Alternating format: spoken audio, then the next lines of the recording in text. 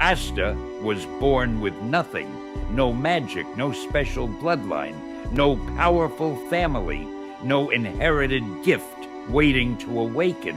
In a world where magic decides your worth, Asta had none. And that should have been the end of his story. Because what happens when the world measures everyone by something you were never given? What do you do when the people around you are moving forward while you are standing still? What happens when everyone tells you, directly or indirectly, you're not enough? Asta heard that message his entire life, but somehow he kept screaming louder, not because he didn't understand his weakness, because he refused to believe weakness was a sentence, and that's what makes his story dangerous.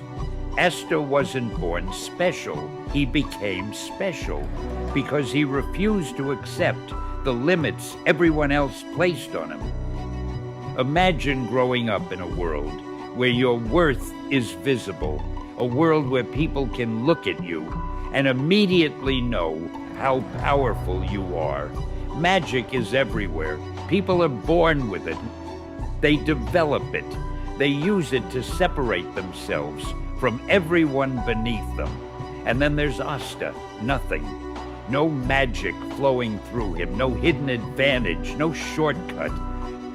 Just a loud voice, an impossible dream, and a body that had to compensate for everything the world refused to give him. He wanted to become the Wizard King. Think about how absurd that sounds. A boy with zero magic, dreaming of becoming the most powerful magic user in the kingdom. It wasn't just difficult, it sounded ridiculous. The kind of dream people laugh at because they don't even know how to take it seriously. And people did laugh. They underestimated him. They looked down on him. They saw what he lacked and assumed they already knew what he could never become. That's the first prison Asta had to escape, but not a physical prison, a psychological one, the prison of other people's expectations. Because when people underestimate you long enough, you can eventually start doing it yourself. That's how limitations work. Someone tells you you're not talented. Eventually, you stop trying. Someone says you're too late. You stop starting. Someone says you're not smart enough. You avoid difficult things. Someone laughs at your dream. You stop talking about it. Eventually, the world doesn't even have to hold you back anymore. You've learned to hold yourself back. Asta refused, and that's where his real strength begins. Not with the sword, not with anti-magic, not with some sudden transformation. With refusal, a simple decision. If I don't have what everyone else has, then I'll build something else. That sounds small. It isn't, because that decision can change an entire life. Asta understood something most people never learn. You don't control what you're born with. You don't choose your family. You don't choose your starting point. You don't choose your natural talent. You don't choose whether someone else gets opportunities before you. You don't control the cards you're handed. But you do control what you do with them, and that's where comparison becomes dangerous. Because Asta could have spent his entire life staring at people like his rival, someone born with extraordinary magical talent, someone who seemed to have everything Asta didn't: talent, natural ability, recognition, potential, and yet Asta kept moving. That is psychologically important, because comparison usually creates one of two reactions: arrogance or hopelessness. You either think, I need to prove I'm better, or I'm never gonna be that good. Asta chose neither. He looked at someone stronger, and decided to become stronger himself. That's a different mindset. Not jealousy, not surrender, competition with yesterday's version of yourself. But don't misunderstand how painful that journey was. Asta's confidence wasn't always confidence. Sometimes it was desperation. He had spent years training his body because he had no magic. Push-ups, running, strength, endurance, again, while others could rely on something they were simply born with. Asta had to build himself from the ground up. And that creates a different kind of person, someone who understands the value of earned ability. Because when something comes naturally, you can take it for granted. But when you have to fight for every improvement, you become attached to the process. Every little gain means something. Every step forward is proof. Every improvement says, I am not trapped here. That's what training gave Asta. Not just muscles, evidence. Evidence that he could change himself. And once you discover that, you become difficult to stop. Maybe you felt the opposite. Maybe you've looked at someone else and thought, they were just born better. They're smarter, more attractive, more confident, more talented. They have better connections, better opportunities, better circumstances. And you're still trying to figure yourself out. That comparison can quietly destroy you because you're comparing their visible results to your invisible beginning. You don't see their failures. You don't see what they sacrificed. You don't see what they're struggling with. And more importantly, you don't see what you could become if you stopped measuring yourself against their starting point. Asta's advantage wasn't that he had more. It was that he had no choice but to discover what he could build. Then came the moment that changed everything, the grimoire ceremony. Everyone received their grimoires, a symbol of their magical potential, a reflection of what they could become. And Asta waited. Nothing. One after another, people received theirs, then more and more. But Asta, nothing. For someone who had spent his entire life being told he was different, this should have crushed him. Imagine standing in a room, watching everyone else receive proof that they belong, while you receive nothing. No confirmation, no validation, no evidence that your dream is possible.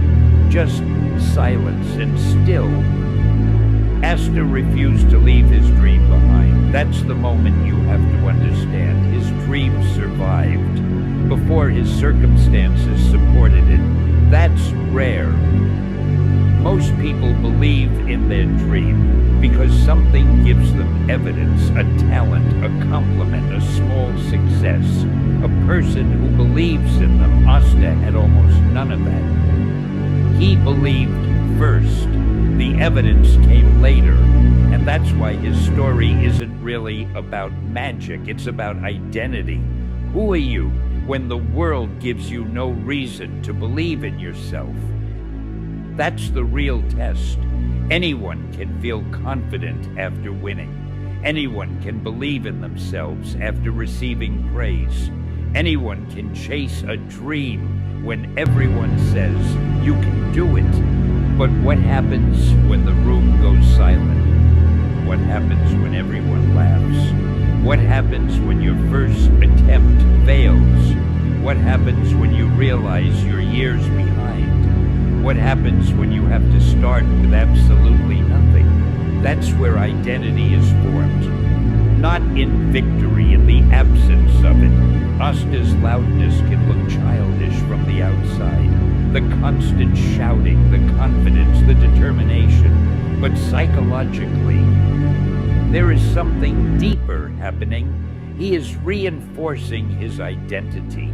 He repeatedly declares what he will become, because the world repeatedly tells him what he cannot become. Every time he says his dream out loud, he is refusing to let other people's opinions become his internal voice. That's important because eventually the voices outside become voices inside.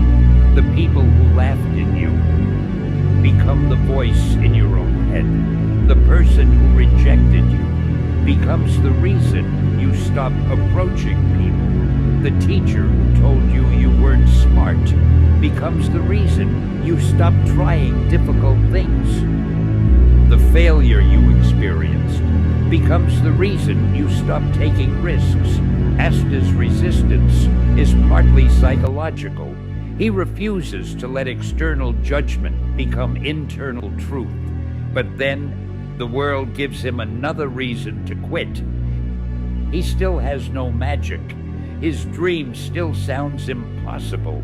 And now the people around him have even more reasons to dismiss him. At this point, a normal person might lower the dream. Maybe not Wizard King. Maybe something smaller, something realistic, something safe. But Asta doesn't shrink the dream. He expands himself. That's a terrifying philosophy. Instead of asking, how can I make my dream smaller so it becomes easier, he asks, how can I become the person capable of achieving it? That question changes everything, because one question creates excuses, the other creates growth. Maybe that's the question you need to ask yourself. You've been looking at the goal and thinking it's too far away. Maybe the problem isn't the distance. Maybe you're looking at the wrong thing. Stop asking, why don't I have what they have? Ask, what can I build? Stop asking, why am I behind? Ask, what can I do today? Stop asking, am I talented enough? Ask, what happens if I train for the next 5 years? Because talent is immediate, potential is not. Potential is what happens when effort gets repeated long enough. Asta's entire existence is a challenge to the belief that your beginning determines your ending. It doesn't. Your beginning is information, not destiny. But Asta's journey gets darker, because being underestimated is one thing. Being powerless when the people you care about are in danger is something else. And eventually, Asta would discover that determination alone wasn't enough. His body could be strong, his will could be enormous, but there were enemies standing far beyond what he could handle. Moments where his strength wasn't enough. Moments where he failed. Moments where he had to watch others move ahead. Moments where the difference between him and the people around him seemed impossible to cross. And every time, he faced the same question. What do you do when hard work hasn't made you strong enough yet? That's where many people quit. They work. They don't see immediate results. They decide, maybe this isn't for me. But Asta's story doesn't work that way. He doesn't interpret a temporary limitation as a permanent identity. If he's weak, he trains. If he loses, he learns. If someone is ahead, he chases. If the road gets longer, he keeps walking. And maybe that's what being born different really means. Not being born with something nobody else has. Maybe being born different is refusing to let what you lack determine what you become. Because everyone has something missing. Everyone has an area where someone else seems naturally ahead. Someone will always be faster, smarter, richer, stronger, more experienced. You will never win every comparison, so stop building your identity around winning comparisons. Build it around becoming undeniable to yourself. You don't need everyone to believe in you. You need enough discipline to eventually give yourself evidence. Evidence that you can change. Evidence that you can improve. Evidence that you can survive failure. evidence that you can keep going when nobody is watching. That's how self-belief is built, not through affirmations alone, through proof. Asta had no magic, so he built strength. He had no natural advantage, so he built discipline. He had no reason to believe the dream was possible, so he built conviction. And eventually, the very thing that looked like his greatest weakness forced him to develop qualities that could not be handed to him. That's the paradox. Sometimes the thing you hate about your beginning becomes the foundation of your strength. The lack of opportunity can teach resourcefulness. Rejection can teach self-respect. Failure can teach patience. Loneliness can teach independence. Being underestimated can teach you to stop needing approval. Your disadvantage can become your training ground. Not automatically. You have to use it. But if you do, the weakness stops being a prison. It becomes raw material. And this is where Asta's story starts becoming yours. Maybe you weren't born with the advantages you wanted. Maybe you started behind. Maybe people underestimated you. Maybe your family couldn't give you everything. Maybe you had to work harder than someone else for the same result. Maybe you watched other people succeed while you were still trying to get started. And maybe you've been asking the wrong question, not why don't I have more, but what can I become with what I have? Because that question puts the future back into your hands. You don't need the perfect beginning. You need a reason to keep building. Asta's story is not proof that everyone can become anything without limits. Reality has limits. Circumstances matter. Talent matters. Opportunity matters. But they are not the entire equation. There is another variable people underestimate. Persistence. The willingness to continue improving after the first 100 attempts didn't work. The willingness to be a beginner. The willingness to look foolish. The willingness to be behind. The willingness to start again. That's where Asta becomes dangerous, because the world can underestimate someone with no talent, but it struggles to stop someone who refuses to stop developing. And there is still one thing Asta hasn't proven yet, because having nothing can create hunger, but hunger alone doesn't guarantee victory. Eventually, the person with nothing has to face someone who has everything: talent, power, experience, recognition. And when that happens, Asta will have to discover whether his greatest strength is really his physical power or something much harder to destroy.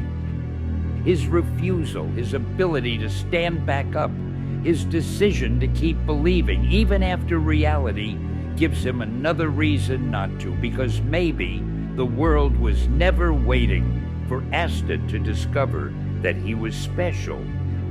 Maybe it was waiting to see how far someone with nothing could go once he stopped asking permission to become something. And that is where the real story begins.